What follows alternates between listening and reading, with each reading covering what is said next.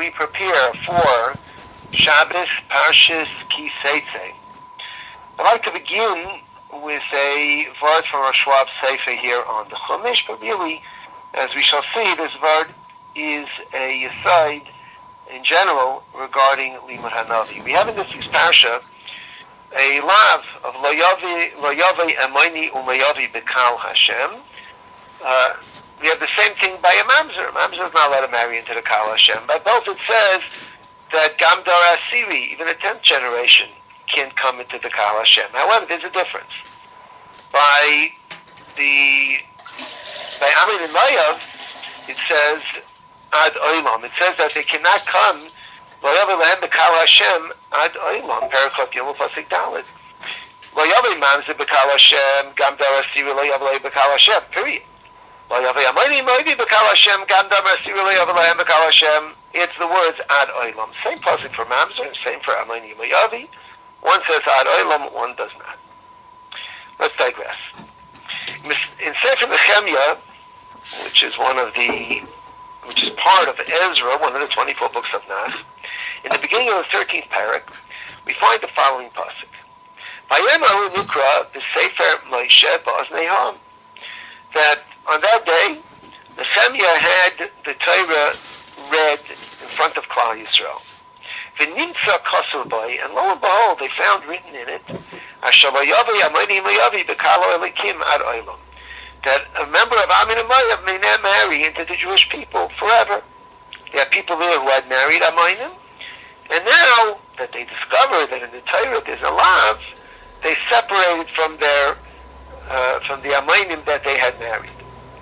It's a pella. Anybody who reads it wonders, could it be that there was a generation of Klal Yisrael who didn't know of a lav in the Torah, and suddenly they hear the reading of the Torah and discover that there's such a pasuk?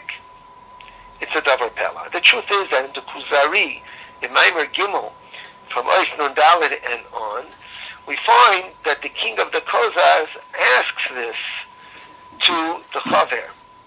And he demonstrates to him conclusively that they knew about this issue. Ayin Shah. Well, Schwab says here, to explain the episode in Nehemiah, is the following. There's another kasha. The Gemara in Brachas Chavches and the Rambam Paskins, that nowadays you're allowed to marry an Amoni. And the reason for that is that Kavar Bosan Cherev Ubilbel as Kol Umais. That Secher has already come and done population transfers, caused nations to be mixed one with the other. Just as the Aseres HaShvatim, the 10 tribes, were taken away by Sencherev and are no longer to be found among the Jewish people, so too Amoin was, for the most part, removed. So we don't know who the Amoinim are. So what's happening in Sefer Nehemiah, which is after the time of Sencherev? Rav Schwab answers. He says the fundamental or basic isser of marrying an Amoni was known to all. At this occasion, they sat and they were learning Torah, and they understood to darshan a drasha. And the drasha involves the following concept. When the Torah forbids a nation because of their character traits, an Amaleki or an Amoni, because of the way they behave, if there is a population transfer, and only a few Amonim might remain, but many other Goyim, many other nations are mixed in with these people. If those Goyim who come take on the name Amoni, the traits, the character traits of the Amonim, they adopt for themselves the culture of the Amonim, then, although it is still technically permissible to marry them, one should not. Since HaKadosh Baruch Hu rejected Amin because of its culture, its character trait, anybody who adopts that character trait should be forbidden as well. And this is merumaz in the words Ad Olam. When it talks about now marrying a mamzer is not a nation. It says that one may not marry a mamzer no matter how many generations down. When it talks about Amoni or Mayavi, it talks about a nation, it says Ad Olam. To be merames, that the Torah requests, although it doesn't require, that one now marry an Amoni and Mayavi even after the nations have become mixed together. And so, Says Rav Schwab, in the time of Nehemiah, they didn't discover the pasuk. They understood to darshan the pasuk. And in understanding to darshan this pasuk, they came up with this chiddush.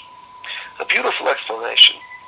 And I should add that when one learns Navi, one finds very often a nation, a people mentioned where they should not be. For example, Shaul kills out the members of Amalek, except for one, in the middle of Shmuel Aleph. At the end of Shmuel Aleph, in the last parak, we find a city of Amalekim. And that's within a year or two. How could it be that there were Amalekim at the time?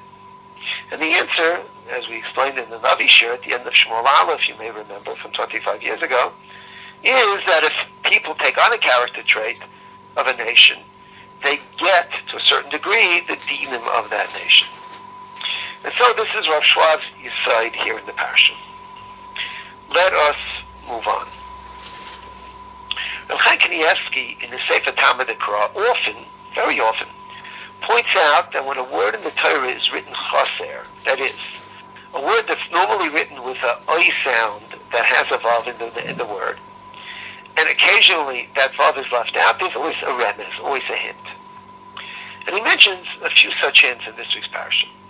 The ben seirer u'mayre, the child who is misbehaving, is called ben seirer u'mayre. Mayre spelled mem vav resh hey, male. Later, when parents come to Bezdin, they say the name is seirer u'mayre. Here, the word mayre is spelled chaser without the vav. Whenever a word is spelled the chaser, Rav Chaim Kanievsky explains, it means that it's a little less. Since it's the tendency of parents to belittle the faults of their children, when they talk about their children to others, they belittle the fault. So b'nei nuzeh seirer u'mayre, it's written chaser. Beautiful understanding, consistent with the way Rav Chaim explains throughout, that when the vav is missing, the malay is missing, it means it's a little less. Similarly, when the Torah talks about the man who has two wives, achas ha'aruva v'achas nua, Rav Chaim Kanievsky points out, it says, v'hoya ben ha'bechar lasniya. The word bechar in the Torah is almost always written malay, with a vav between the chaf and the reish, beis chaf, vav reish. Here, by the ben ha'bechar lasniya, there are 4 or 5 times that the word bechar is written chaser, halay davaru. Says Rav Chaim Kanievsky, the Gra already explained that this parsha is talking about a man who marries ahuva v'snua. The oldest child by conception is to the ahuva. The oldest child by birth is to the snua. And the Torah is talking about such a bechar, who's a bechar in birth, but not at time of conception. Since we're not talking about a full-fledged bechar, bechar is written chaser. That even a bechar chaser, even a bechar missing one aspect of bechar, it still has a din of bechar. Beautiful. Beautiful way to look at the Pesukei HaTorah. I might add that on the pasuk Yilbash Kli Gever, on the isser for a man to wear a woman's clothing, or a woman to wear a man's clothing, Rav Chaim Kanievsky brings the shaila as to whether included in this is there a prohibition for a man to take a woman's name, or a woman to take a man's name. He brings a Divrei Malkiel in a tshuva, who says that a man should not take a woman's name, or the reverse. Rav Chaim Kanievsky, in his incredible Bikiyos, brings 79 instances in Chazal, where we find a man and woman with the same name. Incredible. One example, Yaina Hanavi, is a male named Yaina, and the wife of Asher, we find, was named Yaina. Indeed, today, I think Yaina is found as a woman's name as well. So that he finds a whole list of such names with incredible bikiyas. Turning to one final thought, we turn to the father of Chaim Kanievsky about L'chaim the steipler. In this week's parsha, we have marriage. The concept of marriage, the institution of marriage, ki yikach ishisha, is introduced to us. In marrying a woman, there are 2 steps required. One is called kiddushin. Kiddushin is the giving of the ring. Now today, we do Kiddushin, the first step, together with the second step. The second step is Chuppah or Nesuin. What we call Chuppah or the Yichud Room, Nesuin. In the time of Chazal, it was the custom to do Kiddushin at one point, and the Chuppah many months later. Today, we do them both together. The issue is an understanding of why it should be so. There are many kinyanim in the Torah. One buys a field, let us say. He does one kinyan and he acquires the field. One buys an object. He does one kinyan and buys an object. We don't find ever that you need two kinyanim, two acts of acquisition to acquire anything. And why is it unique to marriage that we find this idea that there are two kinyanim? The steipler in Siman Yutes of the Kibbutz Yaakov on Kiddushin explains a halachic issue by explaining the difference between Kiddushin and Nesuin. And he explains as follows. And I'll be magdim with my mashal. You buy a piece of land. You buy a pair of shoes. You buy a car. When you buy it, you acquire it. What happens after you acquire it is not very important to us. It's not important to the Torah. You buy shoes, you get on a bus, and you forget, you leave it on the bus. Your shoes are traveling all over New York City to the bus depot. Wherever they go, they're yours. Eventually, you'll be miyayish. There's not much of importance in the eyes of Chazal except who owns it, who's the bailam. When it comes to marriage, it's not that way.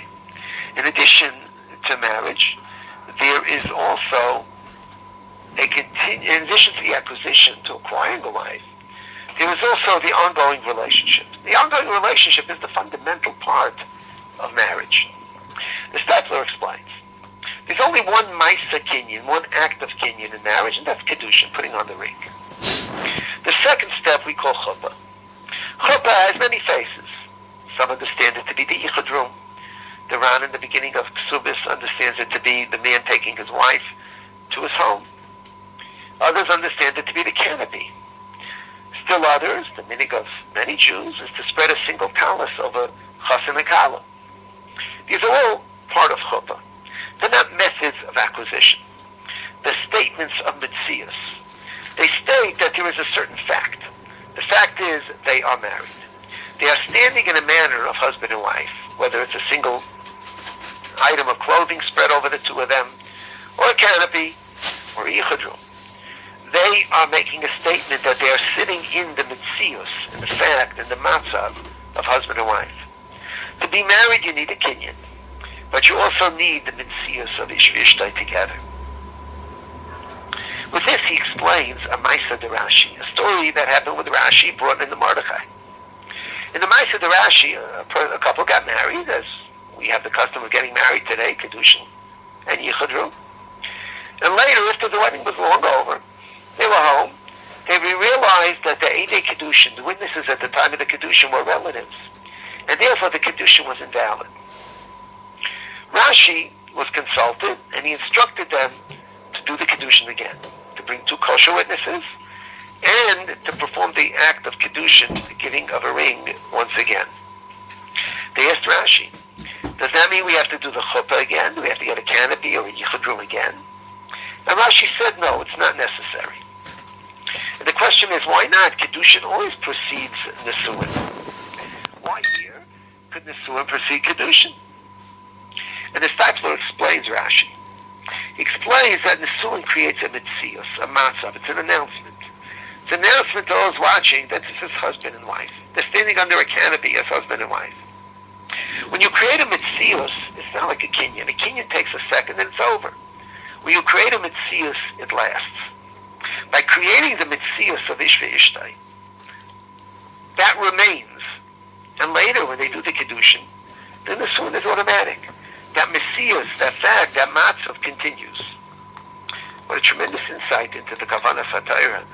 Of course, into general insight in marriage. The matzav of marriage, the matzav of being together. That's what makes the marriage. To conclude, I'd like to conclude with a kasha. As I mentioned earlier, we have in this week's parsha the story of a man who has two wives, achas ahuva va'achas senua. One which he loves and one which he does not love.